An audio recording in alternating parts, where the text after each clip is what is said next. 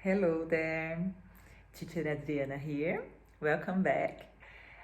Espero que vocês estejam bem.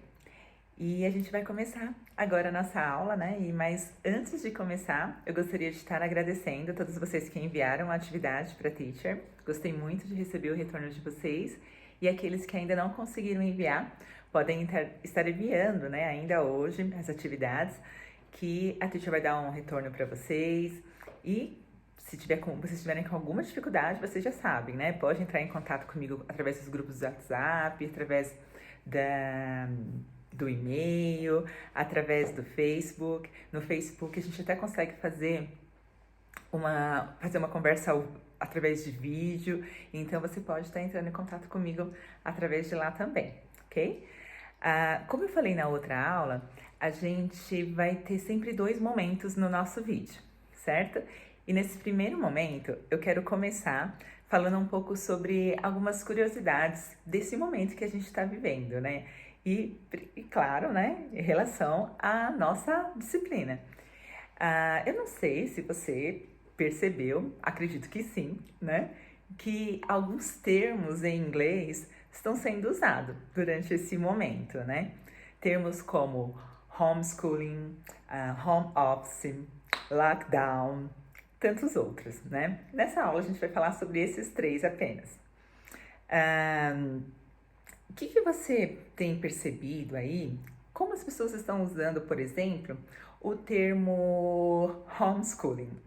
Né? É muito engraçado, assim, a maneira como a gente adquire, né, esse vocabulário em inglês, só que não necessariamente a gente usa como o falante nativo da língua inglesa usaria. Eu já falei, né, em algumas aulas, repeti várias vezes já isso, né, em relação, por exemplo, à palavra shopping, né? A gente sabe que se a gente usar essa palavra com o nativo da língua inglesa, se a gente falar para ele que a gente está indo ao shopping, para ele é muito engraçado isso, né? Porque a palavra shopping significa compras. Estar comprando, a ação de estar comprando, e não o lugar. E principalmente nos Estados Unidos, por exemplo, nos Estados Unidos você nunca deve falar só shopping, mas sim shopping mall, ou então só mall, nunca só shopping, né? E aqui a gente adquire isso e é normal, não só nós, né? Mas como todas as outras nações que não falam a língua inglesa adquirem também essas palavras que a gente chama de estrangeirismo, que não são só palavras em inglês, né? São outras palavras como toilet, que seria do francês e tudo mais, né? A Tita já falou bastante sobre isso nas aulas. Mas, então, nesse momento que a gente está vivendo agora, a gente está tendo palavras como essas que eu citei, né? Uma delas é a homeschooling. E será que a gente está usando de maneira correta, né? Da maneira como um nativo da língua inglesa faria? Na verdade, não, né? Homeschooling significa, sim, estudar em casa, porém, nos Estados Unidos, esse termo ele se refere às crianças e os adolescentes que estudam em casa, porém eles não estão matriculados em nenhuma escola regular, que não é o nosso caso, né? Vocês estão matriculados no JP, né? E estão tendo aulas com os professores, com a ajuda dos pais, sim, né? Com a ajuda dos responsáveis de vocês, mas vocês têm aí uma escola para dar o suporte para vocês. Vocês são matriculados em uma escola. Então, esse não seria o termo, não seria o termo para a realidade hoje no Brasil, né? Um termo, teria várias opções de estar falando isso, né? Isso que a gente está, esse momento de como a gente está vivendo agora em relação à escola, mas o que a gente percebe nas notícias, nos comentários dos falantes da língua inglesa, é que eles usam o termo para esse momento como remote learning, né? E aí você vai estar vendo isso aqui embaixo, né? Ou então studying at home, learning at home, né? Então poderia ter várias opções aí que a gente vê nos noticiários, nas notícias no geral. Porém, esse termo de homeschooling seria mais para um sistema de ensino que eles têm nos Estados Unidos. E também tem uma outra palavrinha também que está usando bastante aí, que é a home office. Home office, né? Essa palavrinha também, assim, a gente vê muita gente se confundindo no uso dessa palavrinha também, né? O home office, na verdade, ele, na língua inglesa, ele é um espaço em casa, né? Então, um espaço que você preparou para trabalhar, né? Não a ação de estar trabalhando. Então, eu dizer que, assim, eu estou fazendo home office, como é o que a gente vê bastante, né? As pessoas usando aqui no Brasil, não é correto você falar isso. Você poderia falar que eu estou trabalhando do meu home office. Lá do meu home office eu estou trabalhando. E aí, como é que a gente vê esse termo então, né? Quando a gente vai nas notícias, nos Estados Unidos, nos países em geral que falam língua inglesa, como é que a gente vê essa maneira de se expressar? Né? A gente vê eles falando assim, I'm working from home, or a remote work, né? Mas não home office, certo? E tem muitas outras maneiras de estar falando isso. Mas eu queria só mostrar para vocês, assim, como é engraçado, né? Para um falante da língua inglesa, ouvir a gente falando esses termos, usando esses termos de uma outra maneira. Seria mais ou menos para eles como estar ouvindo essa música aqui, ó. Que é good, nós não bebe. Se nós rebasse, nós não tava aqui empleando. Mas nós precisa de workar. Money. Que é good, nós não bebe. Se nós rebasse, nós não tava aqui workando. O nosso work é playar. Muito engraçado, né? Mas é mais ou menos assim que o falante da língua inglesa ouve quando a gente está falando esses termos que não é bem como eles usam, né?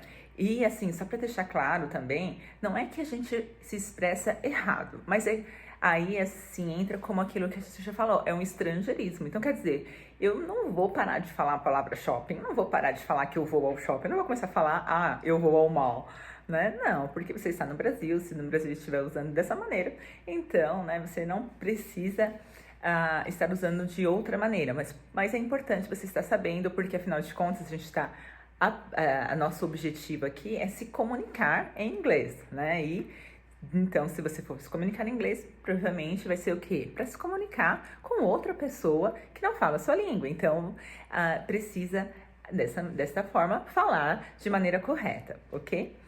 Agora tem um outro termo também que está bem alta também e provavelmente seja uma das coisas que vai acontecer no nosso Brasil, se a gente não se cuidar, se a gente não ficar em casa, que é o lockdown. Você já deve ter ouvido essa palavrinha aí, ó, que ó, tá aqui embaixo, né? Lockdown.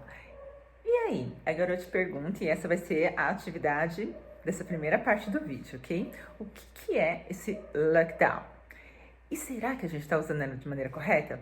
Será que a gente soa para o falante da língua inglesa no mesmo sentido que a gente está usando aqui?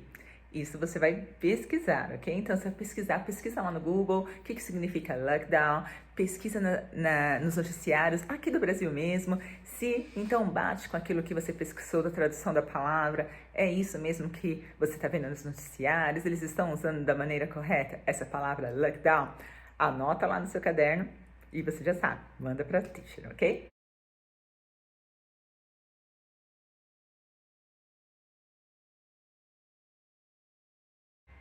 Na aula passada, a teacher pediu para você, então, colocar no seu caderno, né, os adjetivos e as frases, né, circulando os adjetivos que você achou na música Paraná, do Now United. E percebesse também a entonação desses adjetivos. A gente vai continuar falando sobre adjetivo, só que agora a gente vai falar sobre comparar uma pessoa com outra, né? E essa mesma maneira que a gente vai aprender aqui, a gente também pode estar comparando uma coisa com a outra, né? Ou então, essa uma coisa com todas as outras coisas, ou essa pessoa com todas as outras pessoas. Como é que a gente faz isso? Como é que a gente expressa, né, essas opiniões em inglês? Bem, vamos começar com um adjetivo que a gente conhece bastante, que é o adjetivo beautiful, ok? Tá aparecendo aqui, né? Beautiful.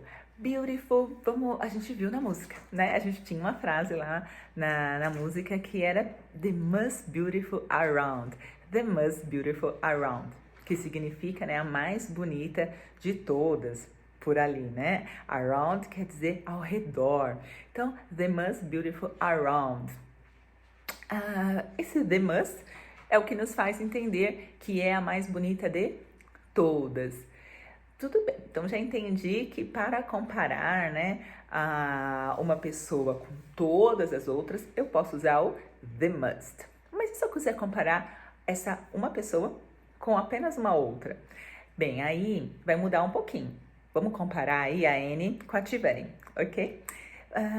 Se, na nossa opinião, a Annie é a mais bonita, como é que a gente vai falar isso? A gente vai se expressar assim, ó. Annie is more beautiful than Tiffany. Annie is more beautiful than Tiffany. Então, nesse caso aí, a gente vai usar o more beautiful than Tiffany, ok? Então, a gente vai... É uma maneira diferente. Na primeira lá, né, comparando com todos, a gente usa must. Agora aqui, a gente vai usar o more. Então, já sei comparar tudo em inglês. Será que é assim só? Lembra que eu falei pra vocês que o adjetivo beautiful é um adjetivo longo?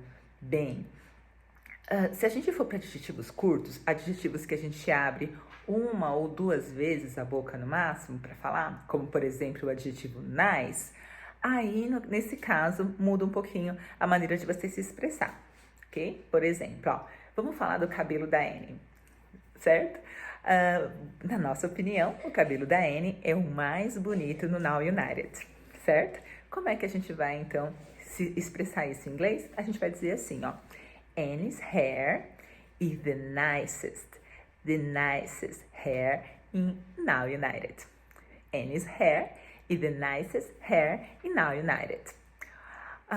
Ok, mas já não acho que seja o cabelo mais bonito, mas é o mais bonito do que a Ryun, por exemplo, né?